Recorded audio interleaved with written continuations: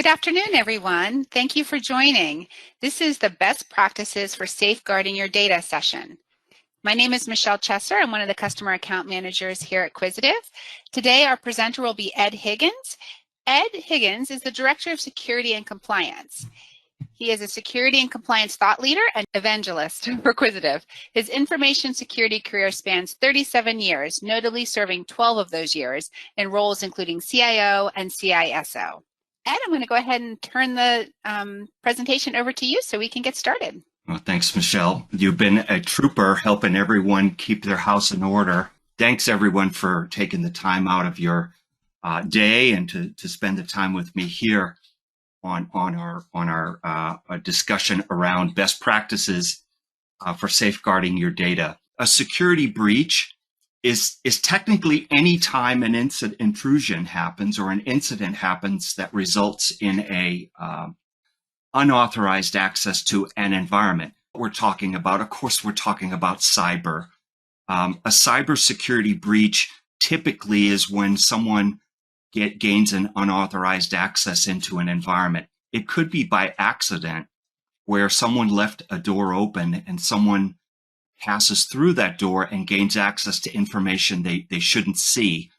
That might be an accidental disclosure of sensitive information.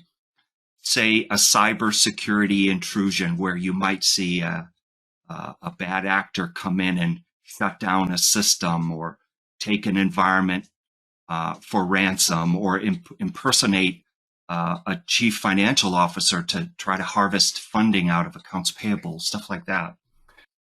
These are largely fairly recent metrics that I pulled together from lots of different resources. But, you know, it's kind of alarming when you think about where we are right now in 2023 in the kind of middle part of the year. We're going to see something around $11 trillion, not billion, but $1 trillion in the pain and suffering that goes along with cybersecurity breaches, things that require recovery. They're very costly, things of that nature. Gartner and several other research firms, and there's a lot of reports that look at past security breaches, intrusions, and quantify what is next year going to look like. By 2027, the landscape of impact in trillions is going to be in the $23 trillion potential pain and suffering related to a cybersecurity breach. 1 out of every 2 internet users have suffered a form of by a breach. It could be a disclosure of your personal information in some breach that happened to somebody else, where your data was part of that. When we look at risks like ransomware, 5.5 unique attacks per every minute of the day. The ISC3, which is basically the complaint division, the Internet Crimes Division of the FBI, they call it IC3 for short. There was when COVID happened and there was some reimbursement to recipients of wages and things like that, there was a big fraud in many states, and those were cyber crimes as well. So if we know how a bad actor acts, then we can know maybe how to interpret when we're getting attacked, when we're the victim in the environment. This is a kind of a playbook that practitioners like myself and others, we subscribe to best practices around how to look at the different stages of, say, an attack, a cyber incident, or what have you. And so this is based on this kind of top-down reconnaissance, weaponization, delivery, and so forth. These things are the various states that maybe a bad actor takes the scenario through to execute an attack on you and me and anyone out here who's in the internet. Bad actors form their game plan. They think about what damage could I do to you, and then they plan out their attack And in one scenario, it looks like this. Number one, the bad actor knows he's going to target your company and will create an email with a payload, a link in it. That link might be something that deposits a malware on your PC. It might be a link that takes you to a fake website to enter your user credentials, thinking that it's your like bank account or your company's web portal.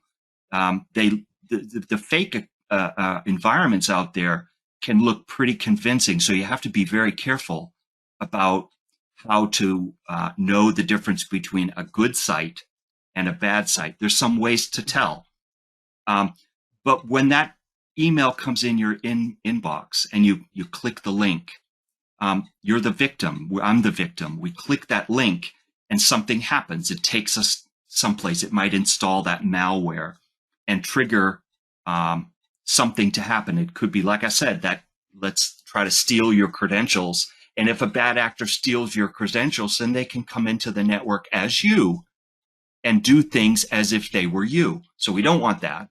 If they install a malware on your PC by the act of clicking the link, that could trigger an event to spread it to other systems in your environment. But the reason I chose phishing and ransomware is because that is 85% of the attacks that we see today.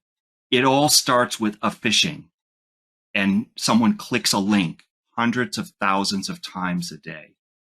That ransomware, if it's clicked on, if it happens, will spread and basically consume and encrypt all the files within a network file share, within a since this is in and around financial reporting systems or accounting systems, it could, if you had that access and that malware comes in, it could spread to that server or service, infect it, and then encrypt all the data inside of that. So think about your financial reporting system getting encrypted, and then a pop-up pops up and says, hey, I'm a bad guy, pay the ransom, or I'm going to delete your data and I'll share it with everybody who wants to buy it.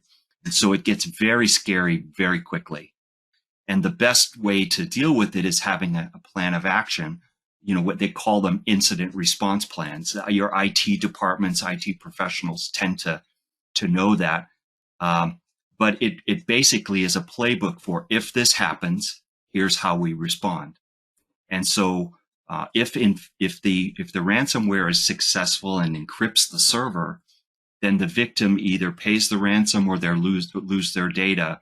And that's not for us as regular, normal users of systems to engage. We wouldn't make those decisions. We would do some things. So what I want to do is show a few of the best practices, and then we'll do what if it happens to you. We'll run through a scenario. What should I do if it happens to me? So best practices, there are 5 things.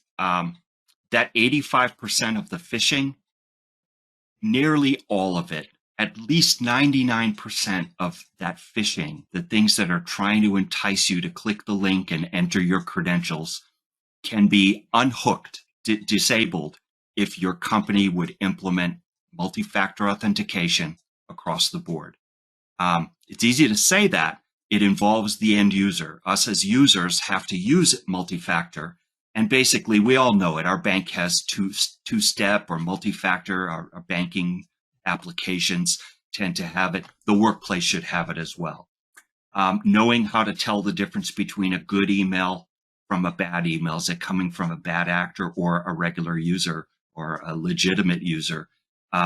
Training will help you. IT organizations, in some cases, are required by law to deliver training for cybersecurity awareness. Be an advocate for that. More frequent training is better than the Big Bang Theory of like bombarding you with everything in once a year. Encrypting sensitive data at rest, where it sits on the disk drive or in the cloud, as well as when it moves from point A to point B. Encryption is a best practice.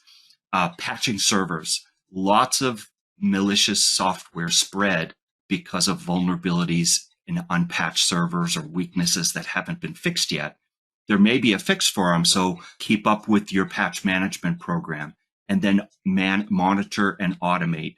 There are solutions that monitor and can correlate good signals from bad signals and remediate the bad ones automatically. So those are the best practices. These are a list of references you can give to your team. You can use them yourself. It basically takes you to kind of trusted sites of information around multi-factor, cybersecurity awareness, encrypting data, patching servers, and then SIEM, that monitoring and automated remediation.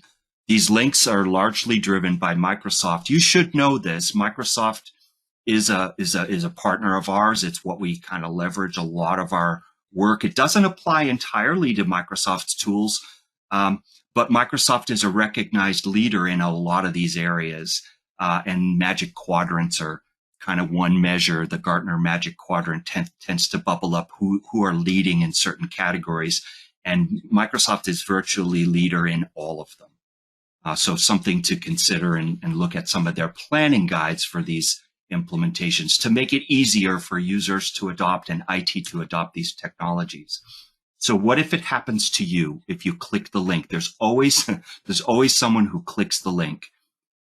It's better to say something fast and suffer a little embarrassment by bringing it to your IT rather than sitting on it or hiding on it or trying to fix it yourself. Don't do that, because the more you touch it, the worse it can get. And that's not because you're not a good person. It's because this malware is very sophisticated and the time is of essence. And so that's the speed is the difference between shouldn't have clicked the link, but we fixed it, and a $9 million problem.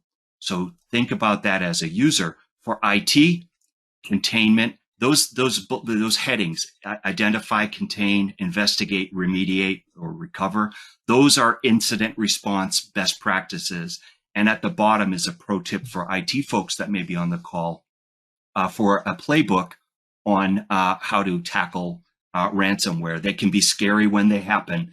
And so having a playbook on what should I do if it happens to me is handy for both IT as well as for us as users. Who prevents a cyber attack? We all have a role in that.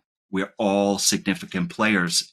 Us as users, if we see something, say something on the IT side. So you kind of get the idea. We all have a role in preventing cybersecurity incidents.